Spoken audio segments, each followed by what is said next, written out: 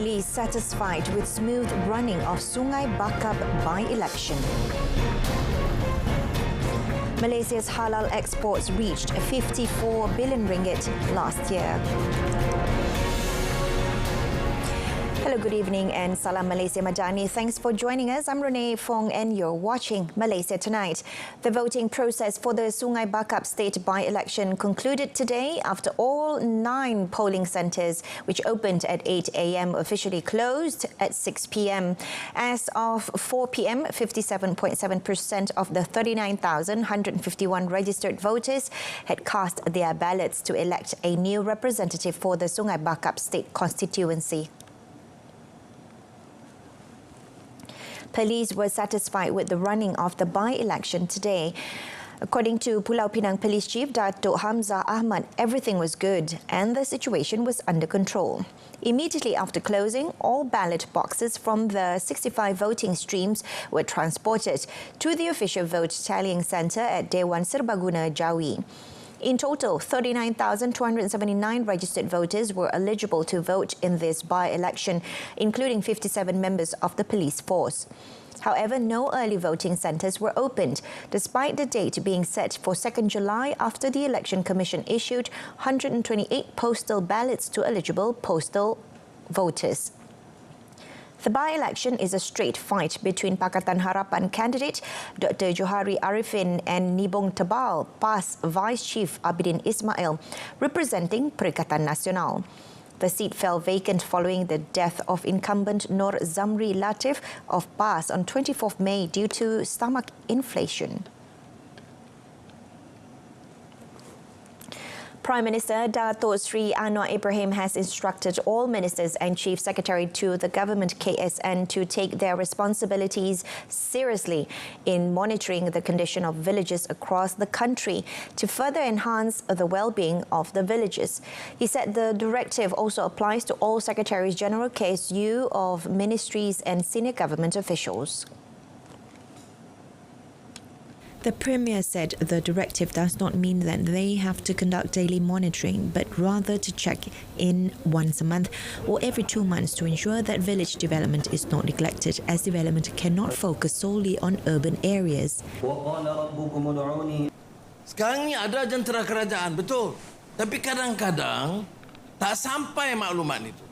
Jadi kalau ada sekitar 2,000, 3,000 orang besar-besar ni, dia balik kampung dia, dengar daripada jawatankuasa masjid, persatuan belia, persatuan masyarakat, ketua kampung, pengulu, pengawal, semua dia dengar di bawah. Tak payah panggil daripada pusat ataupun negeri. Dia sendiri turun, mudah-mudahan dapat selesaikan dengan baik. Datuk Sri Anwar noted that sometimes the great policies announced by the government are not fully understood by the people, but that problem can be resolved if leaders and senior government officers go down to the grassroots to provide explanation. Adding to that, Datuk Sri Anwar said the federal and state governments as well as local authorities need to change their old work practices and procedures to avoid delays in the approval processes for new projects which are essential to driving development in all areas. He also reminded all state secretaries to monitor the list of approved projects and update the status of these projects regularly. The Premier cited the example of the establishment of the Faculty of Artificial Intelligence AI at University Technology Malaysia UTM, which was approved in just 4 months, hence demonstrating the readiness among the people, civil servants and academics to do something better. He said the preparedness of the local authorities as well as the federal and state governments is also crucial before Malaysia takes over the ASEAN chairmanship next year to demonstrate the country's capability to attract investments and tourism, ensuring that every state progresses. He also cited Google's investment of 9.4 billion ringgit in Selangor as an example of impressive development resulting from the state's quick approval process. Malaysia aims to retain its position as one of the top 10 most peaceful countries in the world on the Global Peace Index GPI next year. As such, Home Minister Datuk Seri Saifuddin Nasution Ismail said the Home Ministry KDN through the Royal Malaysia Police PDRM will undertake various efforts to achieve this target. Pertama, kita letakkan target untuk mencapai tahap lebih baik. Paling tidak di peringkat Asia Pasifik. Sekarang kita nombor 3 di belakang Singapura dan New Zealand. Kita nombor 3. Jadi kalau ASEAN kita nombor 2. Ya, jadi kita letakkan sasaran untuk berada dalam lingkungan top 10 ini. Paling tidak kita kekalkan lingkungan ini. Ke arah itu kita kena jelas apakah indikator-indikator penting. Antaranya ialah bagaimana polis engage atau outreach dengan warga biasa untuk dilibatkan. The minister said the GPI ranking is important and should be given attention because being a peaceful country is an incentive for investors to come to Malaysia. On 15th June, the media reported that Malaysia had climbed 9 places in the GPI 2024 to rank 10th among the most peaceful countries in the world. Malaysia was ranked 19th in the GPI 2023 report. On another note, Datuk Seri Saifuddin said the government is focusing on the recovery of One Malaysia Development Berhad 1MDB assets following the settlement agreement between the United States Department of Justice DOJ and Low Tech Joe, also known as Joe Low. He said when the national assets are returned to the Department of Justice, the government's focus will be on asset repatriation. Bahawa fokus kita adalah asset repatriation. Okey, itu saja. Ya. Kita difahamkan bahawa ada penyelesaian antara DOJ dengan Jolo. Jadi itu urusan DOJ dengan Jolo. Tapi bila aset itu dikembalikan kepada DOJ, kita tahu kalau ianya membabitkan aset negara kita. Jadi sudah tentu fokus kita adalah asset repatriation. Itu saja fokus kita. Recently, Joe Low was reported as handing over assets worth more than $100 million, including a luxury apartment in Paris and artworks by Claude Monet and Andy Warhol. The agreement is meant to resolve the civil forfeiture case related to his involvement in the 1MDB corruption and embezzlement scandal. These assets are in addition to nearly $1 billion of 1MDB funds, including a $120 million super yacht previously forfeited from Joe Low and his family.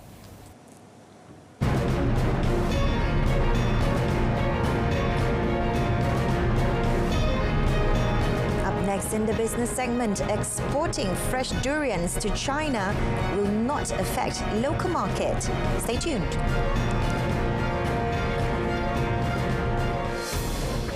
Minister of Investment, Trade and Industry Tengku Datuk Seri Zafrul Abdul Aziz reveals that the value of Malaysia's halal exports reached 54 billion ringgit in 2023.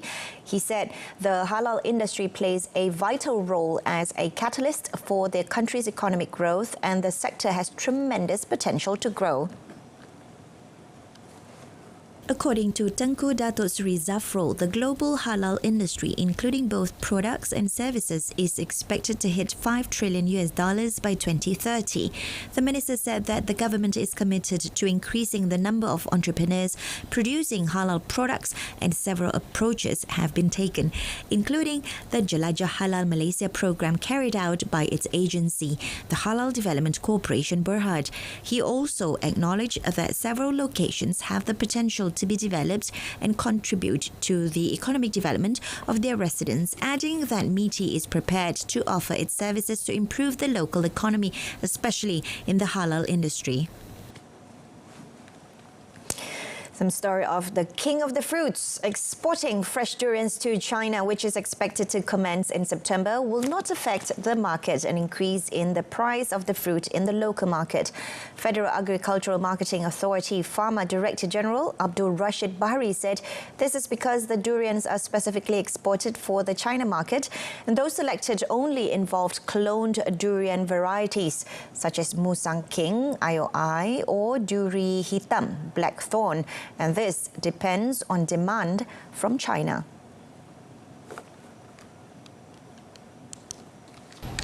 Kebanyakan ekspor adalah durian bentuk durian klon. Mungkin Musang King, 101 ataupun Duri Hitam. Pengguna-pengguna biasa ada pilihan. Kebanyakan yang diekspor adalah durian yang grade A, yang premium tu. Dia ada lagi grade B, grade C yang akan biasanya ada di pasaran pada harga yang lebih mampu milik lah. Dan saya rasa pengguna akan dapat. Dia satu lagi kita ada pilihan durian kampung. Dia ada lagi layer tu lah. Elaborating further, he said that the first export of fresh durians to China will use the air or sea route, and export also depends on the availability of supply as well as demand from the country. He also said that so far around 70 packing centres are being audited by the Agriculture and Food Security Ministry, in addition to more than 200 durian farms that comply with good agriculture practices standards, applying for the auditing process to qualify their fruits for export. Applications to join technical and vocational education and training TVET programs have increased by 3.75% from January to June this year. Deputy Prime Minister Datuk Seri Dr. Ahmad Zahid Hamidi, who is also National TVET Council Chairman, said that this increase demonstrates that the perception and assumption that TVET is for individuals who have dropped out academically is not true. But instead, it can become a primary career pathway for youth. Ini bukan kerana publicity, tetapi kerana tawaran-tawaran dalam kursus-kursus yang diberikan ini telah menarik minat ibu bapa yang selama ini menganggap TVET ini adalah bagi mereka yang tidak ada kecemerlangan dalam pendidikan, tetapi alhamdulillah dengan apa yang kerajaan lakukan ini, kita telah dapat menukar persepsi ini kalangan ibu bapa yang mengajak anak-anaknya untuk masuk TVET, dan kita tahu bahawa peluang gaji dan peluang kerjaya itu cukup tinggi. He said that the government has made significant investments in providing various infrastructure and facilities to ensure the realization of the TVET mainstreaming agenda. He noted that the employment rate for TVET graduates is high, reaching 94.5%, as most employers aim to reduce dependence on foreign workers, especially in the dirty, dangerous and difficult 3D sectors. And adding to that, Datuk Seri Dr. Ahmad Zahid said the Rural and Regional Development Ministry will resolve the 286.30 million ringgit loss of Mara Incorporated Sdn Bhd, highlighted in the Auditor General's report, and ensure it does not recur. Saya tidak boleh bertoleransi dalam perkara ini. Tidak berlaku, insyaAllah, di zaman saya. Saya yakin walaupun recovering proses itu agak mengambil masa yang lama, saya akan pastikan supaya tidak berlaku pecah amanah, tidak berlaku penyelewengan, apatah lagi penyalahgunakan kuasa oleh mana-mana pengurusan anak-anak syarikat di bawah MARA. Yesterday, MARA Director General Datuk Seri Azhar Abdul Manaf said the accumulated losses from 2012 to 2022 partly involved the purchase of assets abroad, particularly in Australia and the United Kingdom between 2012 and 2014. According to the Auditor General's Report Series 2/2024 tabled in the Dewan Rakyat on Thursday, the total accumulated losses borne by MARA Inc. decreased by 3.8% from 297.63 million ringgit in 2021 to 286.30 million ringgit in 2022.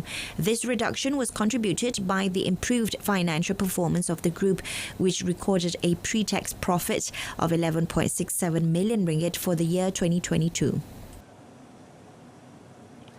The Plantation and Commodities Ministry, or KPK, will collect data related to the costs involved from all players in the palm oil industry before any decision regarding the windfall profit levy WPL on palm oil in this country is sent to the Ministry of Finance, MOF. Its Minister Datuk Sri Johari Abdul Ghani said all proposals related to the matter would be sent to the MOF before the tabling of Budget 2025.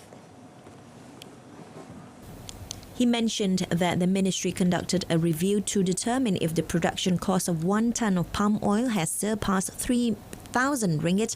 Therefore, unless the market price of CPO or crude palm oil exceeds 3,500 ringgit, they would refrain from labelling it as a windfall tax. Presently, Datuk Sri Johari said the production costs have risen and all necessary steps will be taken before the budget proposals are submitted to the Finance Ministry. He said the final decision rests with MOF as it is important to seek their approval for consideration when the submissions are made. On 4th July, the Minister was reported to have said that the price of palm oil will become uncompetitive compared to other producer countries if the WPL on palm oil in this country is not revised. The KPK had earlier examined the issue of windfall levy raised by industry players as well as holding consultations with relevant parties. A WPL rate of 3.0% is imposed on palm oil prices above 3,000 ringgit per tonne in Peninsular Malaysia and above 3,500 ringgit per tonne in Sabah and Sarawak. Meanwhile, FGV Holdings Berhad has filed a petition with the U.S. Customs and Border Protection CBP to change the status of the Withhold Release Order WRO issued in September 2020 against palm oil and palm oil products produced by FGV. This filing comes after significant recovery efforts carried out across its operations to ensure full compliance with labour rights and worker welfare. Through a statement release, they announced that FGV has appointed LRQA as an independent third party to conduct an assessment of FGV's palm oil operations. This is based on relevant labour standards, especially the International Labour Organization's forced labour indicators. FGV has also appointed Crowell and Mooring as its legal advisors to provide advice on handling the WRO based on established US and international laws. For the past few years, FGV has implemented a comprehensive recovery plan to close the identified labour practice gaps and align its overall operations with internationally recognised ethical labour standards. Bank Negara Malaysia (BNM) wishes to clarify on recent commentaries related to the implementation of co-payment requirements for medical and health insurance and takaful MHIT products, saying it aims to promote sustainability and affordability. The central bank said the policy document on medical and health insurance takaful business aims to promote more sustainable and affordable MHIT offerings amid the continued increase in medical cost inflation. It said that with effect from 1st September 2024, insurers and takaful operators, ITOs, must offer consumers an option to purchase MHIT products with a co-payment feature. With the option of co-payment, consumers can avail themselves to lower-cost MHIT products based on their financial circumstances and needs. BNM said greater take-up of co-payment MHIT products over time aims to help contain medical cost inflation in Malaysia by controlling the overconsumption of health services alongside other healthcare reforms envisaged in the Health White Paper published by the government. These include improving the transparency of medical costs to support consumers in making more informed choices when seeking treatment and transforming the health services delivery. As such, a whole-of-nation approach is critical to address medical cost inflation across the healthcare value chain.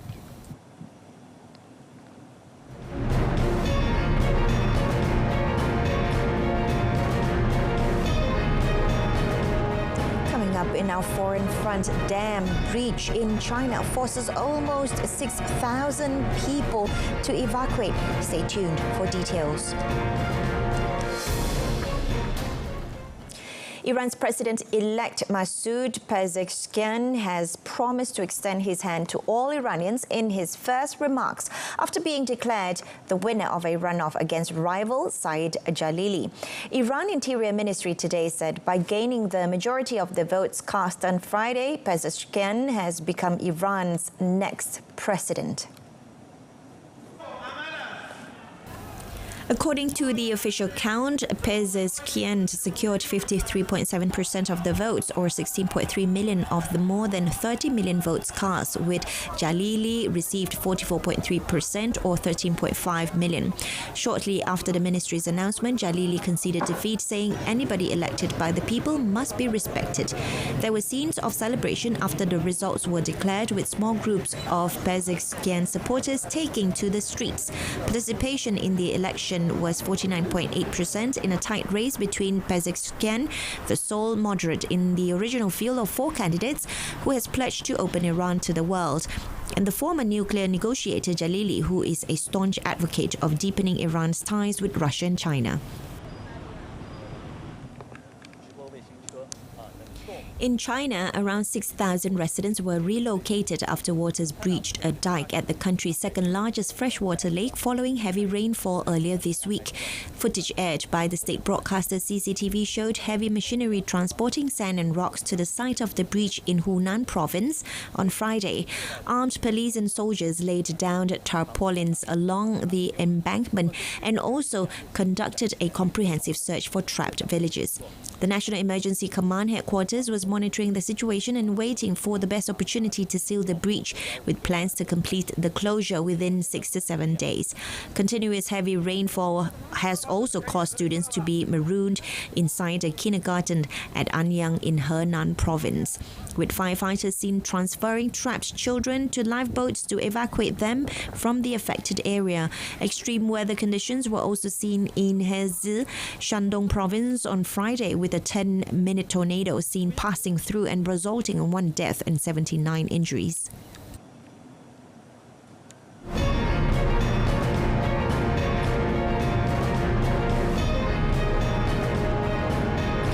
France battled past Portugal as Spain knock out hosts to reach Euro semi-finals. That's going to be in our sports segment. Theo Hernandez scored the winning kick as France edged a tense Euro 2024 quarter-final clash with Portugal 5-3 on penalties after a goalless 120 minutes in what will likely be remembered as Cristiano Ronaldo's last ever match at the tournament. France were successful with all their penalties as they advanced to a last-four showdown with Spain, while Portugal's João Felix was the only player to miss, sending his team's third kick against the post. It was overdue success in a shootout for France after they lost the 2022 World Cup final on penalties to Argentina and went out of the last Euros 3 years ago in the same way against Switzerland in the last 16. Kylian Mbappe was already off the pitch by the time this shootout came around, having been replaced by Bradley Barcola midway through extra time. Barcola, Ousmane Dembele, Youssouf Fofana and Jules Koundé also scored from the spot for France. Oui, on est en demi-finale quand on voit les émotions et le bonheur qu'on partage avec tous les supporters qui sont là, de plus en plus nombreux au fil des années. Je pense que devant la télé aussi. Et puis voilà, pour moi, c'est une fierté pour mes joueurs, même si on ne fait pas tout parfaitement, mais on lâche rien. Et quand il faut faire basculer les choses du bon côté, on a cette capacité-là aussi, dans le temps. Et d'être encore une fois en demi-finale, voilà. Je ne vais pas arrêter le temps, mais savourer un petit peu, même si un match qui va venir assez vite. Portugal coach Roberto Martinez said his team lost with pride against France, pledging they would come back stronger. Estou orgulhoso do que os jogadores fizeram. Mostramos personalidade, tivemos uma elevada posse, 63%.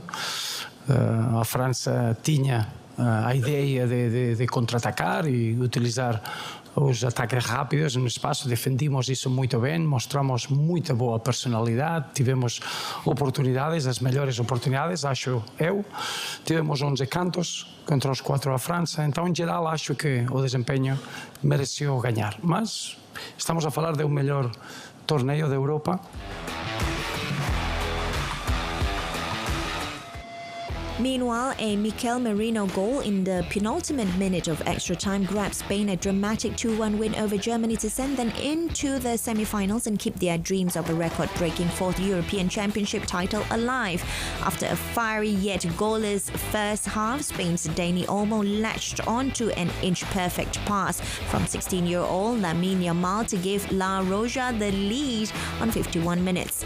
Nicolas Fuelkrug struck the post with 14 minutes remaining, but the hosts, staring at an exit, Florian Wirtz slammed in a Joshua Kimmich knockdown in the 89th minute to take the game to extra time.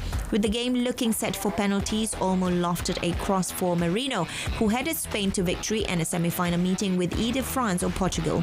Germany's elimination ends the hosts' hopes of a fairy tale Euros victory after a decade of poor performances at major tournaments, while also lowering the curtain and on Toni Kroos's stellar career.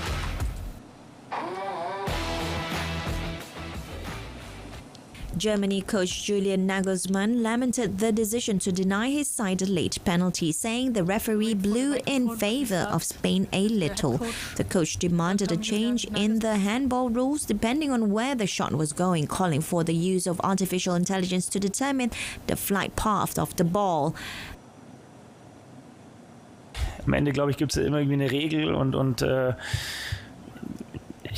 ich hoffe nicht, dass man trotz VAR das dann falsch entscheidet auf Basis der Regel. Irgendwie haben sie eine Regel angewendet, hoffentlich, die dann dazu führt, dass es kein Elfmeter ist. Wie gesagt, für mich geht es eher darum, einfach das praktikabler zu machen. Das ist für mich der entscheidende Punkt. Und wenn wir diese praktikablere Regelauslegung einfach reinbringen, dann wird es auch viele strittigere Situationen. Let's move on to tennis. Defending Wimbledon champion Carlos Alcaraz came close to relinquishing his crown against inspired American Frances Tiafoe, but lived to fight another day with a 5-7, 6-2, 4-6, 7-6 and 6-2 victory on centre court on Friday. Alcaraz came under intense pressure throughout a spellbinding third-round contest played in a superb spirit and which had the crowd fully involved. Tiafoe looked on the verge of avenging the 5-set defeat he suffered against Alcaraz in the semi-finals of the 2022 US Open deep in the fourth set. However, Alcaraz responded in devastating fashion to blaze through the tiebreak, and the fifth set was one-way traffic as Tiafoe's energy levels finally began to subside. Alcaraz clinched victory with a drop shot, and the two players embraced warmly at the net as the crowd erupted. His victory means he has now reached at least the fourth round in 10 of his first 14 Grand Slam tournaments.